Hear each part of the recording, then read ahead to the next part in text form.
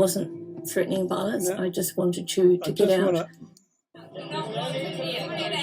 The audience that you're talking about, this woman who was like, no, they deserve it, has been primed to view government, state officials, media, academia, and in fact anyone who disagrees. Right.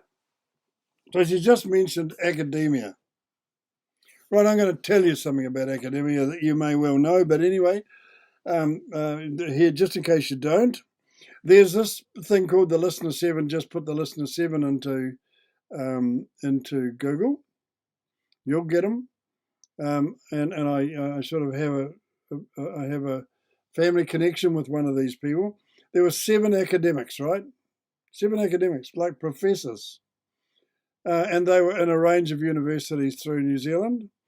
And the universities or the academia was running the story that Maori knowledge was equivalent in importance to the science of the Europeans as a distinct group of people, as really as the science of the world, and so all those academics were going, oh yeah, Maori stuff, oh wonderful. These were people who didn't even figure out pottery.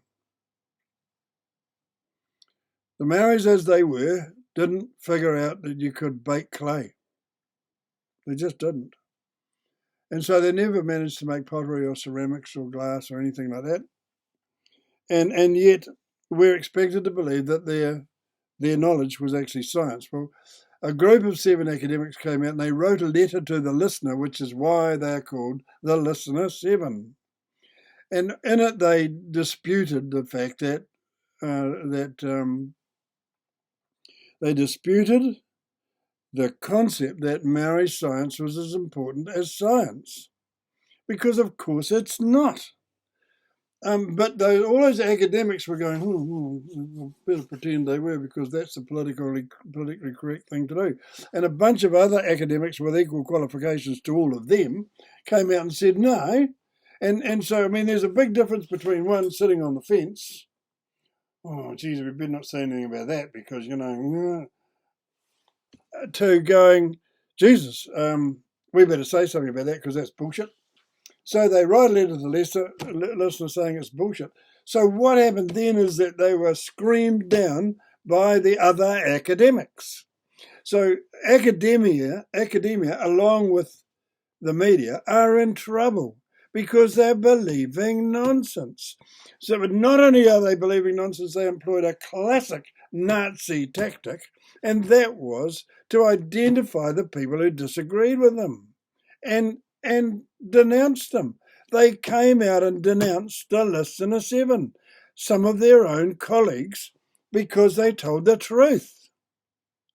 You're not allowed to tell the truth in academia, and you're not allowed to tell the truth equally in journalism.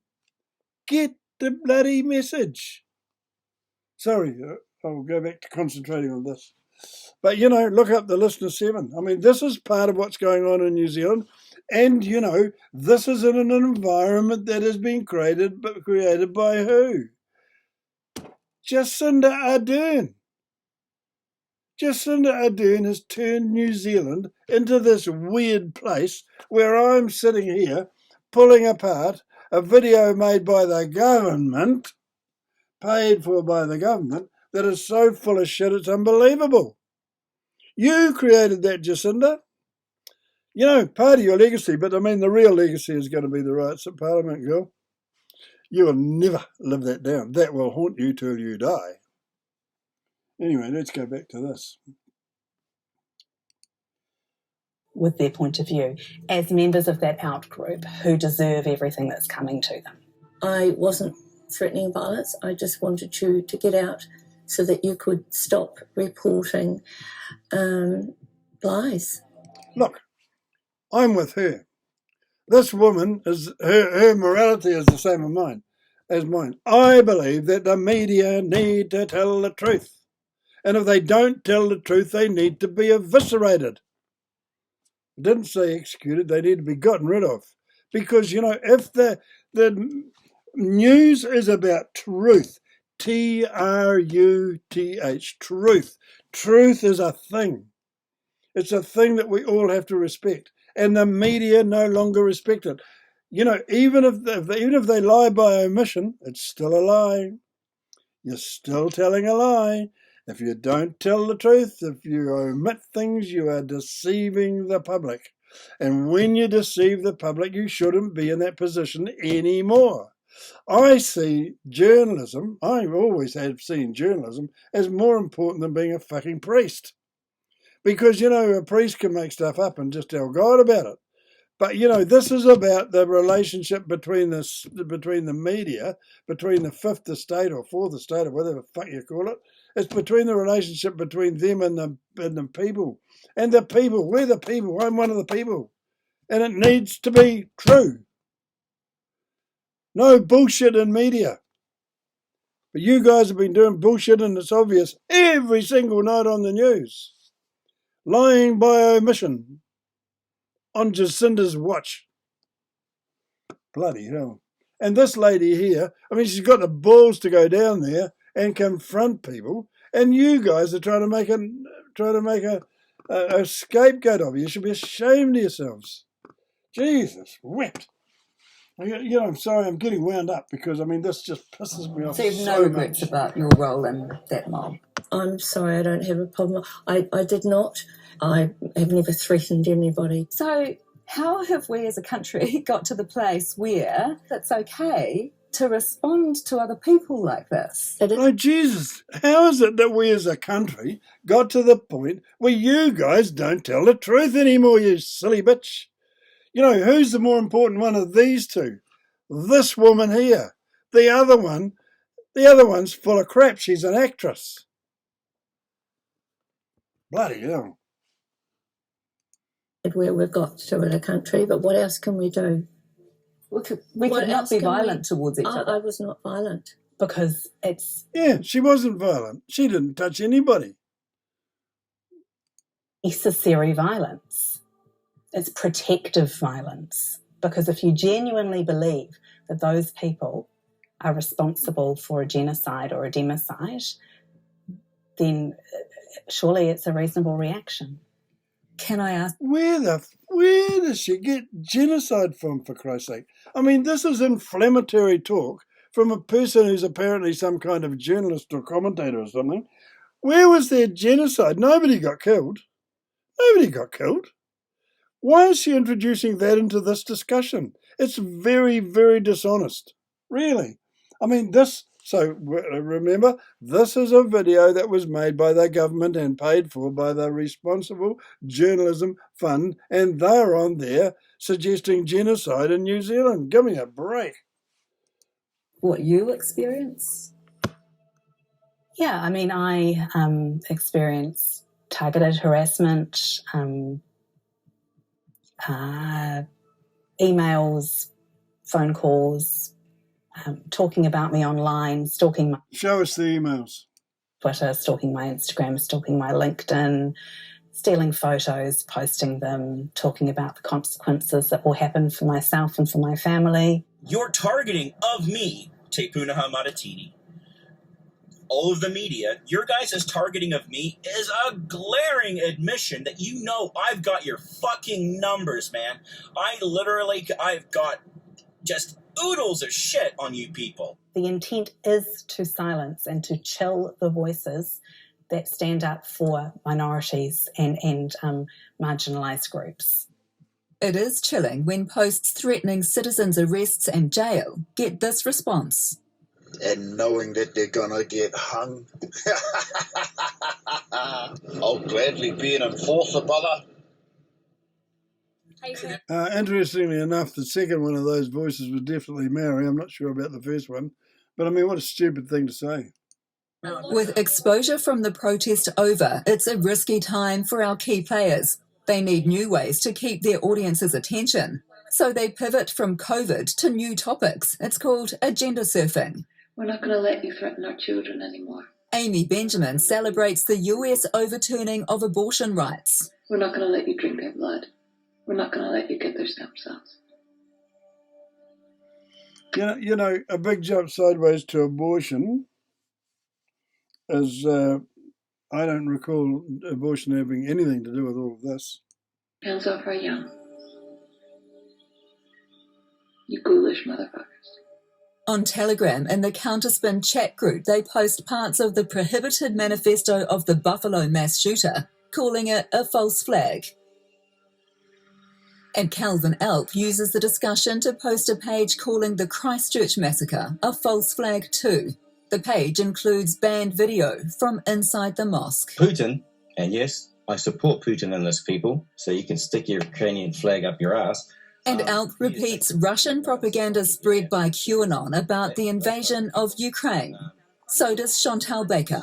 People are saying, why are mainstream media not looking into this? Why are they all saying, oh my gosh, you know, poor Ukraine, that's terrible, or not going, is there? It's an alternate reality, but it's no longer fringe. Voices for Freedom now has 3 times the followers on Telegram than it ever had on Facebook, and over 100,000 members, issuing them a rallying call that sounds like a direct threat to democracy. Make the country ungovernable. New Zealand to strengthen resilience, to start really... See, more dishonesty. What they've done is they've taken someone's telephone clip and they've superimposed on that picture. That makes it look as though she's had that, been able to speak to the whole country, and it's nonsense. Looking at what it takes to become ungovernable, and that way is that when the government says jump, we don't need to. There's no way we can't create our own nation. Because we know the government's got no claim to any of this land. They're a creature of fiction statute, and therefore they're not living. People who are interested in disrupting and destroying transparent social democracies are watching New Zealand, and they're participating through agents and through actors. They have an interest in seeing what can be achieved. Josie is watching too, in frustration. What do you think now when you look back on what you believed? I think I was duped, and I would have done anything to stop the bad guys, because the fate, the stakes of the whole world, like, you have to do anything. And so you can literally get pulled down a path of delusions to, you know, becoming a fucking stormtrooper. Like, in the wake of the police clearance of the Wellington protest, the Combined Threat Assessment Group issues new risk briefings, warning that a small number of politically motivated violent extremists have the intent to carry out an act of violence in reprisal, that it would likely involve an inspired lone actor or small group directed at authority figures or government buildings, that the attack could happen with little or no intelligence forewarning. So, you know, we can go back and listen to that again, but that was complete conjecture. You know, I mean, it is complete conjecture. And you know, there would be, out of that riot, there would be a whole lot of people that would go away, and they'd sort of lather their egos and whatever by talking horse shit about having, you know, some kind of retaliation. But, you know, 99% of the time it won't come true. But, you know, the people in the intelligence service should be able to have to filter through that. But there would be a lot to filter through, I imagine. But, I mean, you know, this voiceover is this woman. That's not the woman from the intelligence service talking. It's that idiot reporter. And so you can't take her seriously. But here, look, Parliament grounds. Look at that, Jacinda. That's you. Hey, that's you. That's your main achievement, Jacinda. That and subverting the country. You'll be remembered for it. And, you know, the whole world will know soon, because, you know, that's the way things go. Somebody will make a movie about it. Motivated enough to do it. We're not that special. We have people that could or would do those things. And so, you know, that guy's just a sort of a general skinny wanker. We think that the scenes we saw in Wellington at the end of this story, then we're very much mistaken, because those unhealthy information habits in society still exist. The people who are manipulating that. I'd like to know what that guy's former buddy, he's an Australian, and what makes him an authority that is putting him on here. I'm not denigrating Australians, but at the same time, what do they call him, an Getting author? better at doing so. And where does all of this end? Wellington was just the beginning. I fear that it's going to get a lot worse. You can Oh, well, tell us how. predict what they will say. That none of what we've told you is true because we're mainstream media and we can't be trusted. That's why we wanted you to see and hear it all in their own words. Do you think we are going to be nice about it? So here's their own words, the media's own words, by superimposing this character here who's a bit extreme on a building that gives the appearance that he's talking to the whole country. That we aren't going to get really angry. Do you think that the people, the politicians, the elites, all of the people who have collaborated to do this crap against us, do you think they'll be able to walk down the street without getting themselves killed? I don't think so. So even if...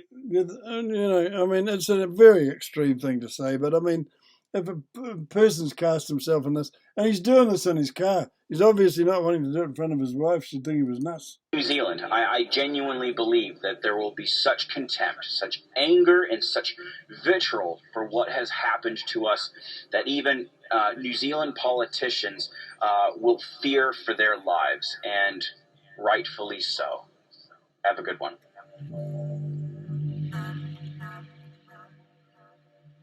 Public interest journalism funded through New Zealand On Air. There you go. So that's finished. I don't know how to summarise all that. It sort of amazes me that we've gone that far down that road. And when I say down that road, I think New Zealand's in deep, deep trouble because, there's no doubt about it that a huge wedge is being driven between Maoris and Europeans in New Zealand. And, and a lot of what they do in the laws that they're passing ignores the fact that we've got a whole lot of people from other countries living here. And, and in particular, a very big Chinese community. And if anybody thinks that the Chinese community is on this government's side, they're deluded. So, where does it go? Does it get any worse? Are they going to do this again? What's going to be the reaction to me having done what I've done? Because I'm very satisfied with what I've done with this. I think that the production method that I've used by having two computers looking at each other is a little bit weird. I should take a photo of that. But whatever, it is what it is. But I've done the best I can. And I am going to put all these clips on Facebook, and I'm not sure how many there are now. But it might be 10. And the thing is that this is vitally important to New Zealand when we reach a point when this sort of thing gets produced. But what I think I would like people to do is look at Trevor Lydon's page. Luden, what's his name? Where is it? Trevor, it looks like Loudon, Laudon. He's a New Zealander operating in the United States, and what he has to say about New Zealand, I listen to him, and I completely agree with everything he says, and that is that the Jacinda Ardern government and the Mahuta government is the most dangerous we've ever had in our history. I don't think it could get any worse than it already is. I think that what's going to happen, I've had people, very sensible people, who have nothing to do with the sort of community of sort of talkers that I might belong to, who have said that they think bad trouble is going to erupt out of the next election because they think there's a whole lot of people who are going to fight back when Jacinda loses, And it is because of the big wedge that's been driven between the two races in New Zealand by trying to keeping on talking about putting one race in charge. Saying that they're going to put Maoris in charge gives the Maoris a sense of entitlement, and gives a whole lot of Europeans a sense that everything's going to be stolen from them. And then to set it up and say, oh, well, we're going to take the water off you and the control of billions and billions of dollars worth of water infrastructure, and also we are going to take the hospitals off you, and then announce publicly that the people on... that the Maoris will have, when they go to hospital, they'll be dealt with in the hospitals, the same hospitals we've already got, the Maori Health Authority is going to function inside the hospitals, not going to build special hospitals. They're getting millions of dollars, billions of the health dollars are going to a Maori separate health system, and that means that they get first dibs on the doctors. And they provide bugger all of them. You know, this is racism all day long. And, you know, New Zealand's been a country that's railed against racism and international racism and whatever. And it looks like they're just going to latch onto it and say, oh, let's do some of that. That's what you're doing, Jacinda. Just because, you know, a few bullies down there at Parliament are pushing you towards the Maorification of New Zealand doesn't mean it's a good idea. And so then when you justify, when you try and obfuscate around all of that and confuse the issue, because, you know, I mean, it's your term in office has been a perfect storm. First, you got that lift in the whole polls and things by that bloody disgusting slaughter at the mosque, and then you got the virus. I mean, the virus coming along is like a gift from the gods for a left-wing government that wants to control everybody. It is. And, you know, you were a few years earlier saying, when we win, comrades, when we win. I mean, woman, you're an idiot. People know you're an idiot. People know you're dangerous. And this riot proves it.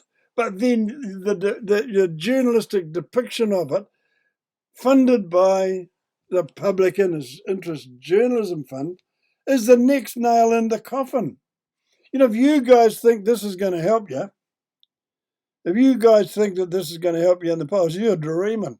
This is going to slaughter you. When people see this and figure this out, wow, can't believe you're that bloody naive and stupid. But anyway, I'm kind of pleased that you are that stupid because I really want to see you gone. I absolutely am ashamed that this country has ended up where it is now. And if you think I'm an old nutbar, well, you know, that's okay. Whatever. But I'm happy with what I've said here, and I'm happy with. And I would say to anybody to go through all the videos that I've made. Tell me I'm wrong. By all means, just tell me why. You know, go and tell me if I'm wrong about any of the things I said. I'd love to know, because you know I'm an opinionated prick, but I'm also awake. And I can also see what's going on. I just can. And I'm going to stop now and go and make myself a Milo because I'm old. Bye.